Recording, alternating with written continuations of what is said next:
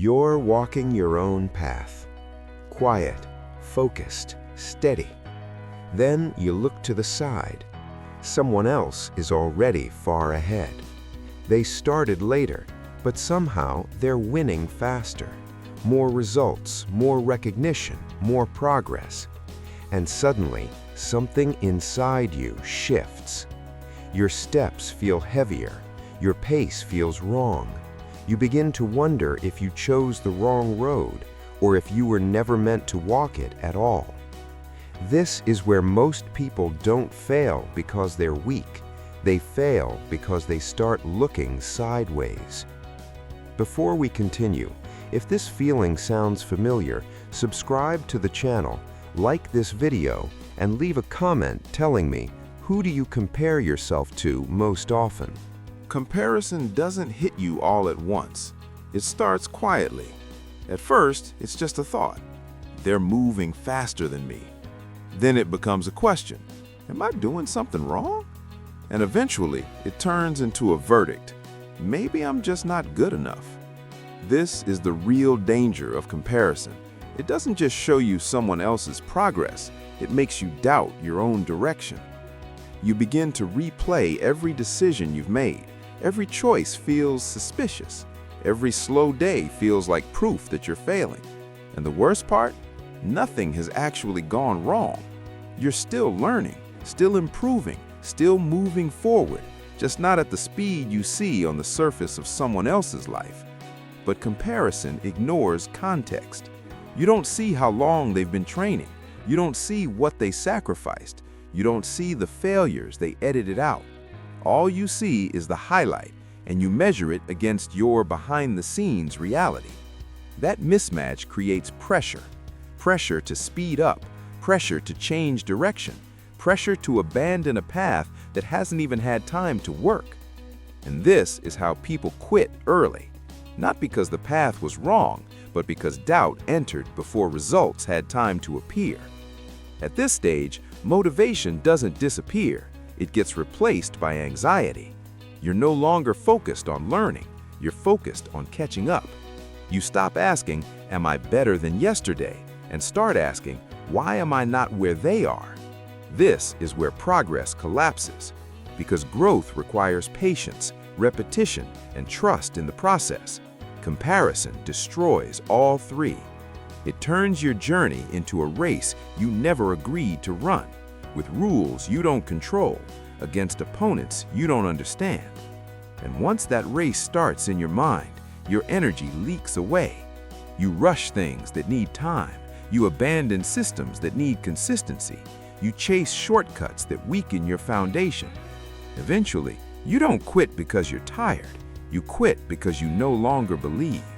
This is the silent moment where most people step off the path. Not loudly, not dramatically. They just stop showing up. And they tell themselves a lie that sounds reasonable. Maybe this just isn't for me. But the truth is far simpler and far more painful. They compared the wrong things and paid for it with their commitment. In the world of the samurai, comparison was dangerous, not just mentally, but physically. Two swordsmen could stand in the same dojo, train under the same master, hold the same blade, yet their paths were never identical. One might be faster, another stronger, another calmer under pressure. And no true warrior confused these differences as failures. A seasoned samurai understood something modern minds often forget. Skill does not grow in a straight line, and mastery does not follow a shared clock. Some trained for speed, some trained for endurance, some trained to survive chaos. Each had a rhythm shaped by their body, their temperament, their battles, and their purpose. To force one rhythm onto another was not discipline, it was sabotage. A swordsman who tried to copy another's pace would break his form, lose precision, lose awareness. And in combat, losing awareness meant losing your life. That is why samurai never measured themselves by who advanced faster. They measured themselves by alignment. Was the stance correct today? Was the grip more stable than yesterday? Was the mind quieter than last time? Progress was internal before it was visible. There were no shortcuts to mastery because shortcuts created weak swordsmen, and weak swordsmen didn't survive long.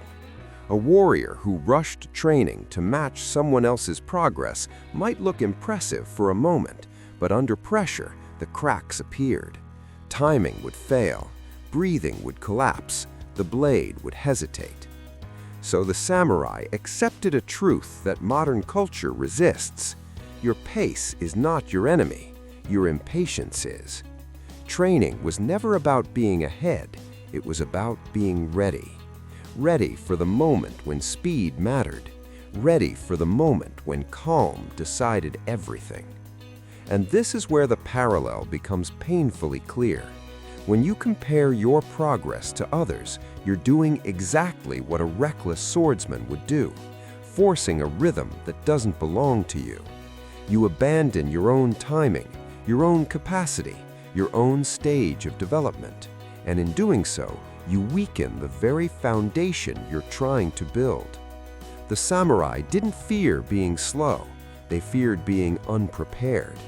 They knew that the blade drawn too early is just as dangerous as the blade drawn too late. Progress, to them, was not a race, it was a synchronization between body, mind, and moment.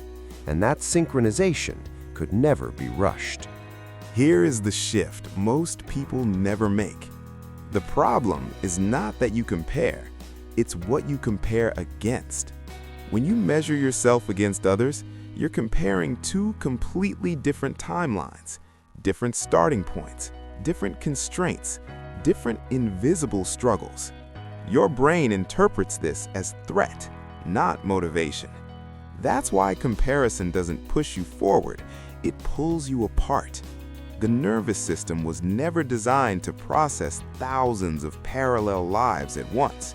It can track your progress, it cannot fairly judge everyone else's. So when you compare sideways, your mind fills the gaps with assumptions. They're more talented, they figured something out faster, they're meant for this more than you are. None of these are facts, they're guesses fueled by incomplete information. But here's what your mind can process clearly: change over time within the same system. That's why comparing to yesterday works. Yesterday had the same limits you have today, the same responsibilities, the same fears, the same environment. So when you ask a different question, am I 1% better than I was yesterday? You're finally using a fair metric. This shifts everything. Progress stops feeling abstract, effort stops feeling wasted, time stops feeling like an enemy. Instead of chasing outcomes, you begin tracking alignment. Did you show up again? Did you train with more awareness? Did you correct one small mistake? These are signals your brain understands as progress. And when the brain recognizes progress, motivation stabilizes, not spikes, not bursts, stability. That's the difference between people who quit early and people who stay long enough to win. They're not stronger, they're not faster, they're just comparing the right things. The moment you stop measuring yourself against someone else's Chapter 10 and start measuring yourself against your own Chapter 9, you regain control. You stop rushing, you stop doubting every slow day, you stop questioning your right to be on the path, because the only comparison that matters is the one that keeps you moving, and that is always internal. Once the comparison changes, your entire relationship with progress changes with it. You stop scanning the horizon for who's ahead. You stop checking where others are standing. And for the first time in a long while, your attention returns to your own feet. This is the real shift. Not becoming faster, not becoming better overnight, but becoming present with your own movement. When you focus on personal progress, the noise fades, the urgency disappears, The need to prove something vanishes. You no longer need external validation to keep going, because your reference point is internal. This doesn't mean you ignore others. It means you stop using them as a measuring stick. Their success becomes information, not pressure. Their speed becomes context, not a verdict on your worth. And something subtle happens. Consistency becomes easier. When you're not trying to keep up, you can finally keep going. You give skills the time they require. You allow systems to compound. You respect the fact that deep growth is quiet before it's visible. Most people underestimate how long real progress takes and overestimate how fast it should show. That's why they quit. But when you shift your focus inward, time stops working against you. Slow days are no longer failures. They're part of the rhythm. Plateaus are no longer warnings. They're integration phases. You understand that mastery doesn't announce itself every day. Sometimes it hides in repetition. Sometimes it hides in boredom. And that's okay, because boredom means you're no longer distracted by comparison. You're doing the work. This shift also protects you from burnout. When you measure yourself against others, there's no finish line, only exhaustion. When you measure yourself against yesterday, there is always a next step. Small, clear, achievable. And that's what keeps you moving forward when motivation fades. Not excitement, not pressure, but clarity. Clarity about what you're building, clarity about why your pace makes sense, and clarity about the fact that progress doesn't require witnesses. It only requires presence. Understanding progress is not enough. You need a way to make it visible. That's where the 1% rule comes in. Not as a motivational slogan, but as a practical system. A 1% improvement is not a breakthrough. It's not dramatic, and that's exactly why it works. It's small enough to repeat, clear enough to measure, and powerful enough to compound. Most people fail because they track outcomes. Outcomes fluctuate.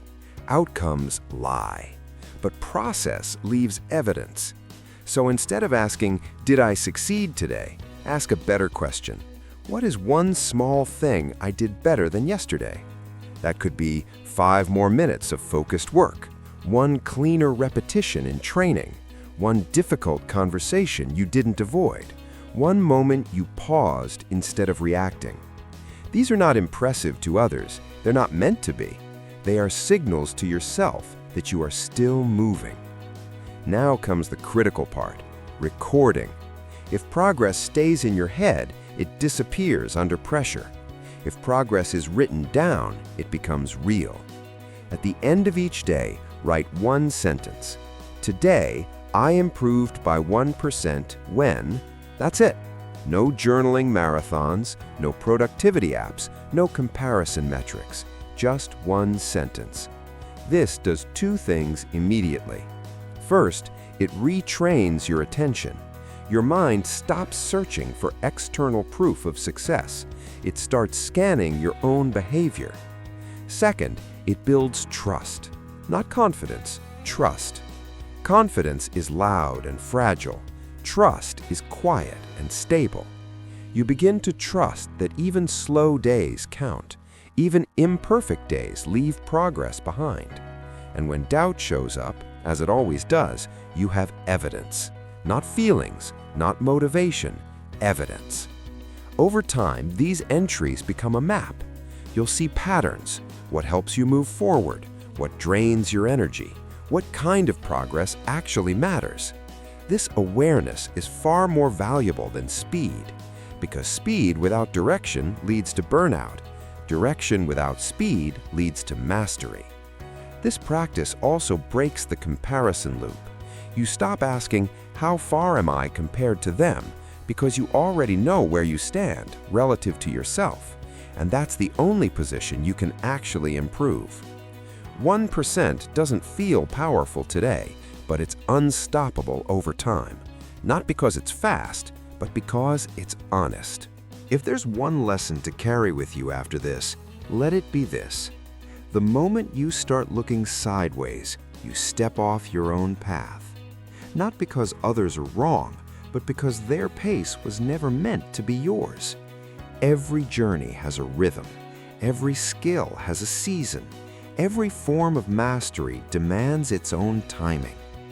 When you compare the wrong things, you don't just slow yourself down, you convince yourself to quit. So don't look at how fast someone else is moving. Look at how consistently you're showing up. Don't measure your chapter 1 against someone else's chapter 10. Measure today against yesterday. And when doubt whispers that you're behind, remember this: the samurai did not survive by being faster than everyone else.